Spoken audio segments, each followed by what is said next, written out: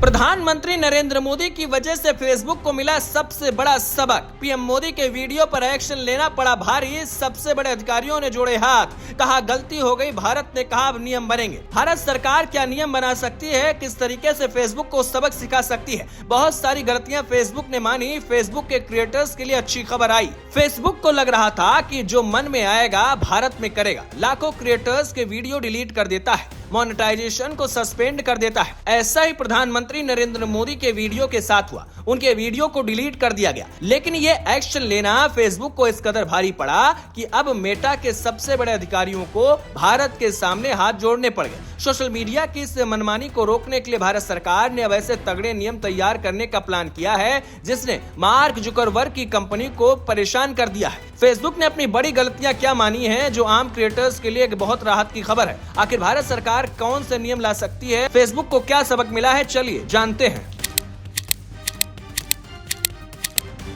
नमस्कार, स्वागत है आप सभी का। आपके साथ मैं हूं ज्योति विनय कपूर। तो सबसे पहले समझते हैं कि आखिर ये पूरा हाई प्रोफाइल बवाल है क्या। दरअसल फेसबुक को काफी समय से ये मुकालता था कि वो भारत के डिजिटल स्पेस में जो चाहे अपने मन मर्जी से कर सकता है। लेकिन हद तो तब हो गई जब फेसबुक के ऑटोमेटेड सिस्टम या मॉडरेशन टीम ने बिना किसी ठोस वजह के सीधे देश के प्रधानमंत्री नरेंद्र मोदी के एक आधिकारिक वीडियो को ही अपनी मर्जी से डिलीट कर दिया। प्रधानमंत्री मोदी के वीडियो पर ऐसा गैर जिम्मेदाराना एक्शन लेना फेसबुक के गले की फांस बन गया। जैसे ही भारत सरकार के आईटी मंत्रालय ने इस पर कड़ा रुख अपनाया, वैसे ही मार्क जुकरबर्ग की कंपनी मेटा के टॉप अधिकारियों के हाथ पांव फूट गए। उन्होंने तुरंत अपनी गलती स्वीकार की और माफी मांगते हुए हाथ जोड़ने के लिए सिस्टम की एक बड़ी चूक को स्वीकार करते हुए मंत्रालय पहुंच गए, सचिवालय पहुंच गए। अब इस कहानी का सबसे चौंकाने वाला पहलू यहां समझिए। बैकग्राउंड में क्या खेल चल रहा था। भारत सरकार के कड़े रुख के बाद मेटा के अधिकारियों ने खुद इस बात को कबूल किया कि उनके प्लेटफॉर्म पर बड़े पैमाने पर भारत विरोधी एजेंडे और कुछ डिसाइडेड कंटेंट या जिसे हम प्रोपोगेंडा कहते हैं, ऐसा चलाने के लिए उन्हें भारी भरकम पैसा दिया गया, उन्हें पे किया गया। उनकी विदेशों से फंडिंग यानी कि पैसा देकर पेड प्रमोशन करने के लिए भारत की छवि को खराब करने वाले वीडियोस और पोस्ट को फेसबुक के एल्गोरिदम के जरिए जबरन वायरल कराया जाता था। ये सब कुछ पेड थ्योरी के जरिए हो रहा था। मेटा ने भी माना कि विदेशी ताकतों और कुछ संदिग्ध संस्थाओं ने मोटी रकम खर्च करके भारत के आंतरिक मामलों, चुनावों और सामाजिक ताने बाने को बिगाड़ने के लिए उनके एड प्लेटफॉर्म का धड़ल्ले से इस्तेमाल किया। सरकार के गुस्से की सबसे बड़ी वजह यही थी कि फेसबुक उन चीजों को रोकने में पूरी तरह से नाकाम रहा जो देश की सुरक्षा के लिए, देश में शांति के लिए एक बड़ा खतरा था। प्लेटफॉर्म पर धड़ल्ले से हेट स्पीच फैलाई जा रही थी, उसके लाखों में व्यूज थे। फेक न्यूज को जबरदस्त बढ़ावा दिया जा रहा था। आजकल तो एआई से बने खतरनाक डीपफेक वीडियोस को भी फेसबुक धड़ल्ले से चला रहा है, जिससे समाज में भयंकर भ्रम और गलत जानकारी फैल रही है। जब सरकार ने इन देश विरोधी चीजों को हटाने के लिए वो कहती है, तो फेसबुक फ्रीडम ऑफ स्पीच का हमें एक्सक्यूज देता है, लेकिन खुद देश के प्रधानमंत्री के सामान्य वीडियो को अचानक से ही डिलीट कर दिया जाता है। फेसबुक की इस दोहरी नीति और नाकामी को पकड़कर अब भारत सरकार ने उसकी घेराबंदी तेज कर दी है।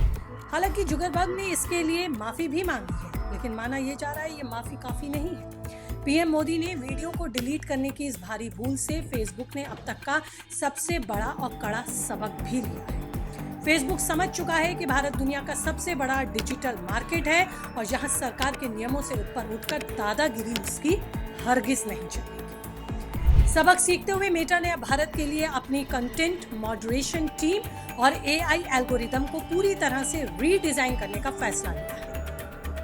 फेसबुक ने भरोसा दिया है कि अब भारत से जुड़े किसी भी बड़े राजनीतिक या संवेदनशील कंटेंट पर एक्शन लेने से पहले उसे केवल रोबोटिक सिस्टम यानी कि एआई के जरिए ही नहीं जांचा जाएगा, बल्कि इसके लिए कुछ और सतर्क रहते हुए कड़े कदम उठाए जाएंगे। बल्कि सीनियर भारतीय अधिकारियों की एक स्पेशल टीम उसको मैन्युअली रिव्यू करेगी, ताकि दोबारा ऐसी बड़ी गलती से भी ना हो। कुल मिलाकर ये पूरा विवाद हम और आप जैसे लाखों आम डिजिटल क्रिएटर्स के लिए एक बड़ी और शानदार खबर भी है। अब तक फेसबुक हमारे साथ क्या करता था, ये सब कंटेंट क्रिएटर्स जानते हैं। बिना किसी गलती के अचानक से ही किसी पर भी स्ट्राइक दे देना या किसी के भी कंटेंट को रोक कर डिलीट कर देना, कई बार ये मनमाने तरीके से देखा गया। महीनों की मेहनत से खड़े किए गए पेज का मोनेटाइजेशन अचानक से ही सस्पेंड कर दिया जाता है। क्रिएटर हाथ जोड़कर सिर्फ अपील ही कर पाता है। लेकिन भारत सरकार के इस तगड़े कदम के बाद, एक मजबूत नियम बनने के बाद, फेसबुक की तानाशाही कहीं ना कहीं कमजोर पड़ेगी। आपको ये भी बता दूं कि खबर तो ये भी है कि टेक दिग्गज की इसी डिजिटल तानाशाही पर लगाम लगाने के लिए अब भारत सरकार ने 5 बेहद तगड़े और नए नियम तैयार कर लिए हैं। इन नियमों के तहत फेसबुक अब बिना पहले सूचना दी या बिना पुख्ता वजह बताए किसी भी क्रिएटर का वीडियो सीधे डिलीट या पेज को सस्पेंड नहीं कर पाएगा। खबर तो ये भी मिल रही है कि गलत निलंबन होने पर कंपनी को 72 घंटे के भीतर अपील का निपटारा भी करना होगा। साथ ही भारत विरोधी एजेंडा चलाने वाले विदेशी विज्ञापनों का भी पूरा ब्यौरा, साथ ही डीप फेक वीडियोस को तुरंत हटाना होगा और ब्यौरा देना। नियम तोड़ने पर फेसबुक का कानूनी कवच छीन लिया जाएगा। सरकार के इस कड़े कदम ने फेसबुक को भी दोबारा सोचने के लिए मजबूर कर दिया है।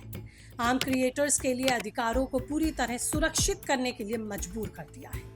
बताया जा रहा है कि अब बिना ठोस सबूत और बिना क्रिएटर का पक्ष सुने फेसबुक आसानी से अपने हिसाब से कंटेंट नहीं हटा पाएगा। सीधे शब्दों में कहें तो भारत सरकार ने फेसबुक को समझा दिया है कि तुम्हारी तानाशाही नहीं चलेगी। सुनना दोनों पक्षों को पड़ेगा। सरकार के इस कड़े एक्शन और फेसबुक को मिले इस तगड़े सबक पर आपकी क्या राय है?